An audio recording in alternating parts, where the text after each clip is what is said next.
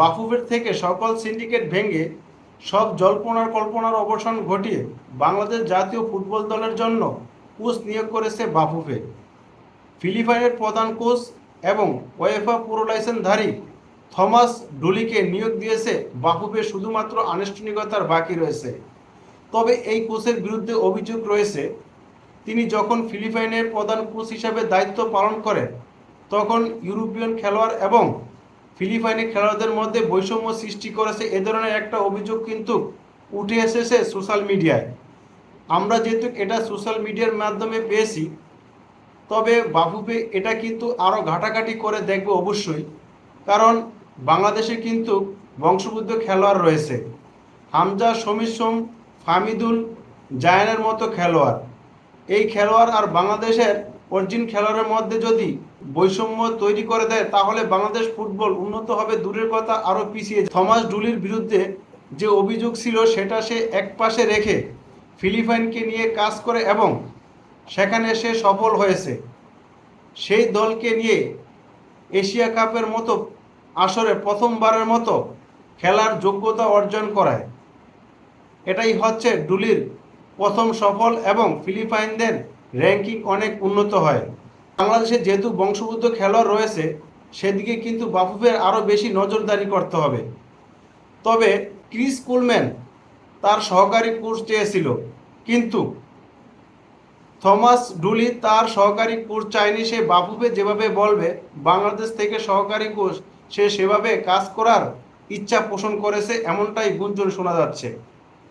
এটাই হচ্ছে সিন্ডিকেট। কারণ থমাস ডুলির নাম আমরা আগে শুনতে পারিনি, যখন সে গায়না থেকে পদত্যাগ করে তখন থেকে কিন্তু বাংলাদেশের সকল মিডিয়া থেকে শোনা যাচ্ছে যে বাংলাদেশের যে শর্টলিস্ট আছে সেখানে তার নাম রয়েছে। এর আগে কিন্তু তার নাম আমরা শুনতে পাইনি। তবে এই থমাস ডুলি কিন্তু কিছুদিন আগে বাংলাদেশ অনূর্ধ্ব এবং 20 দল নিয়ে কাজ করার আগ্রহ প্রকাশ করেছে এবং অনেক কম টাকাতে, আর সেই কোচকে নিয়োগ দিচ্ছে বাফুফে। তার মানে বোঝা যাচ্ছে বাফুফেতে কী ধরনের সিন্ডিকেট চলতেছে। আসলে আমরা যত কিছুই বলি না কেন, এই বাফুফে থেকে সিন্ডিকেট মুক্ত করা সম্ভব নয়।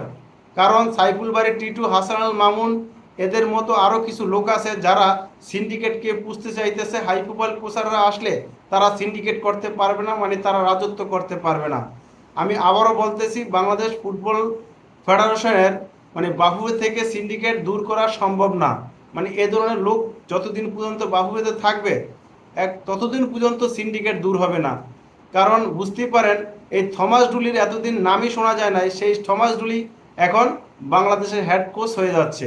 এই থমাস ডুলি যে টেকনিকে খেলে ঠিক আছে, তার টেকনিক সব কিছু ঠিক আছে, তবে কথা হচ্ছে যেহেতু তার বিরুদ্ধে একটা অভিযোগ আছে, সে মানে বংশোদ্ভূত খেলোয়াড় এবং অরিজিন খেলোয়াড়ের মধ্যে বৈষম্য তৈরি করে দিতে পারে। তার মানে এটা কিন্তু এমনি এমনি উঠে আসেনি কথাটা, তার বিরুদ্ধে মানে এটা সত্যতা রয়েছে, এই জন্য কিন্তু সোশ্যাল মিডিয়ায় এই কথাটা আসছে। এটা কিন্তু বাফুফের মাথায় রাখতে হবে, কারণ বাংলাদেশে এখন কোন ধরনের খেলোয়াড় রয়েছে। আপনি যদি ড্রেসিং রুম শান্ত না রাখতে পারেন, ড্রেসিং রুম হ্যান্ডেল করতে না পারেন, তাহলে কিন্তু আপনার সামনে আরও কিন্তু কঠিন রয়েছে। তবে যেই আশা রয়েছে ভক্তরা, যদি থমাস ডুলি বাংলাদেশে হেড কোচ হয় এবং সেখান থেকে রেজাল্ট বার করতে না পারে তাহলে কিন্তু সেখানে কিন্তু অনেক চাপ রয়েছে বাফুফের জন্য, সেটাও কিন্তু মাথায় রাখতে হবে। ক্রিস কুলম্যানের ব্যাপারটা, রোজেরো মিকেলের ব্যাপারটা কিন্তু বাফুফে ঢিলামি করেছে।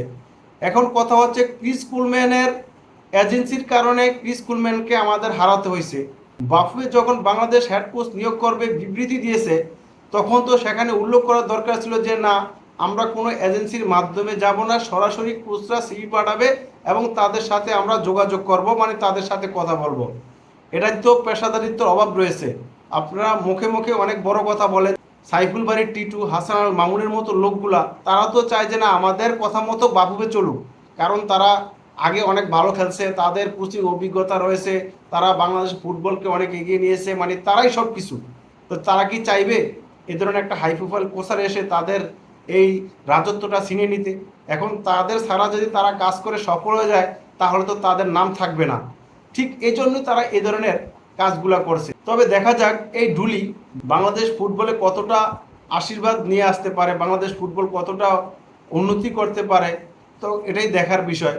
আসলে আপনি আমি এখান থেকে বললে তো আর হবে না, বাফুফের মন মর্জি যেটা হবে তারা তো সেটাই করবে, তাই না?